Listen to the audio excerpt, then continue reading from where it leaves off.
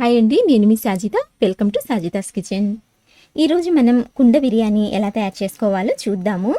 మనకు కుండ బిర్యానీ తినాలనిపిస్తే ఏం చేస్తామండి, హోటల్కి వెళ్తాము లేదా ఆర్డర్ ఇచ్చి తెప్పించుకుంటాము.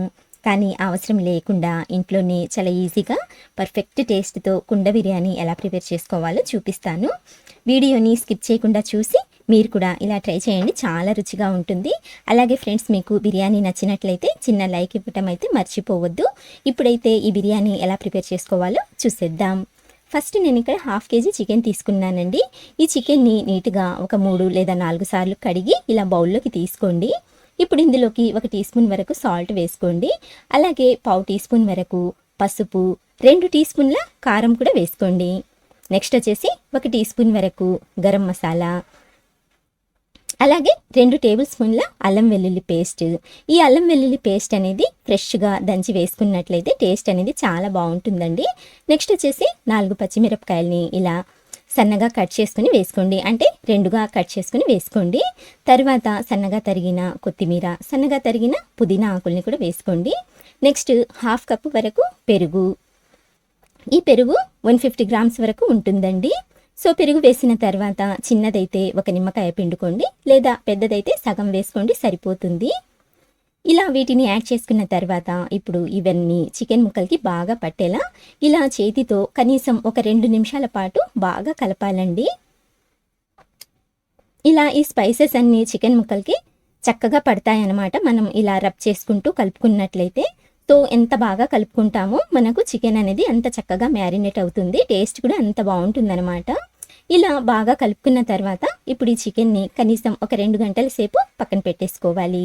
ఒకవేళ మీ దగ్గర ఎక్కువ టైం లేకపోతే కనీసం 1 గంట సేపు అయినా అలా పక్కన పెట్టేయండి. ఇప్పుడైతే బిర్యానీ ప్రిపేర్ చేసే ముందు ఫస్ట్ రైస్ని కడిగి తీసుకుందాము. నేను ఇక్కడ 1/2 kg చికెన్కి 1/2 kg రైస్ తీసుకుంటున్నానండి.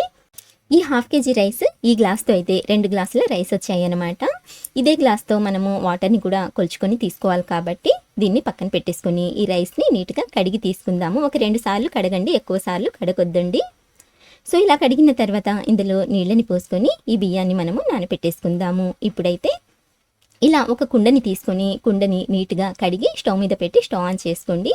ఇలాంటి కుండలు మనకు మార్కెట్లో ఈజీగానే దొరుకుతున్నాయండి. సో ఈ కుండ వేడైన తర్వాత ఇందులోకి మనము 1/2 కప్పు వరకు నెయ్యిని వేసుకుందాము. ఈ కుండ బిర్యానీలోని స్పెషాలిటీ ఏంటంటే దీన్ని నెయ్యితోనే ప్రిపేర్ చేస్తారండి, ఆయిల్ అనేది అస్సలు యూస్ చెయ్యరు. ఆ కుండ ఫ్లేవర్ అలాగే నెయ్యిలోని ఫ్లేవర్ మొత్తం అంతా బిర్యానీకి పట్టి ఆ టేస్ట్ అనేది అంత బాగుంటుందన్నమాట.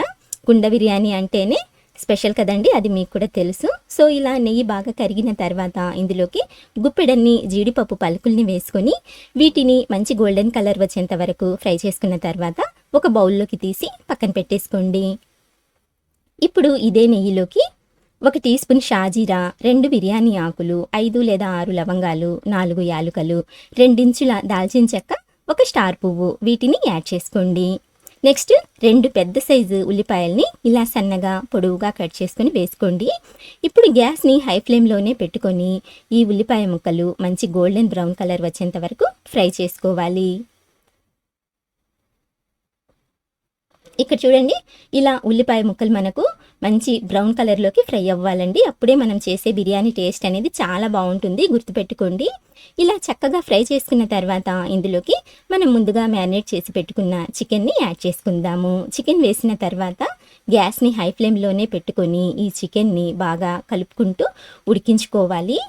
చికెన్లో వాటర్ అనేది ఎక్కువగా ఉంటుంది కాబట్టి సో మనకు ఆ వాటర్ అంతా రిలీజ్ అయ్యేంత వరకు ఇలా కలుపుకుంటూ చికెన్ని ఉడికించుకోవాలి. గ్యాస్ని అయితే హై ఫ్లేమ్లోనే పెట్టుకోండి, తొందరగా ఉడుకుతుంది. ఇక్కడ చూడండి, మనకు చికెన్లోని వాటర్ మొత్తం రిలీజ్ అయిపోయింది, అంటే బయటకు వచ్చేసింది. సో ఇప్పుడైతే ఈ వాటర్ మొత్తం ఇంకిపోయేంత వరకు చికెన్ని మధ్య మధ్యలో కలుపుకుంటూ మీడియం ఫ్లేమ్ మీద ఉడికించుకోవాలి. ఇలా మనము వాటర్ అంతా దగ్గరికి వచ్చేసేంత వరకు ఉడికించుకున్నట్లయితే చికెన్ మనకు 50% వరకు ఉడికిపోయి ఉంటుందండి. చూడండి, వాటర్ మొత్తం ఇంకిపోయింది, మసాలా కూడా చికెన్కి చక్కగా పట్టేసింది. సో ఇలా బాగా ఉడికించుకున్న తర్వాత ఇప్పుడు మనం ఇందులోకి నీళ్ళని పోసుకుందాము. ఏ గ్లాస్తో అయితే మనము రైస్ తీసుకున్నామో సేమ్ అదే గ్లాస్తో 4 గ్లాసుల నీళ్ళని పోసుకోవాలండి.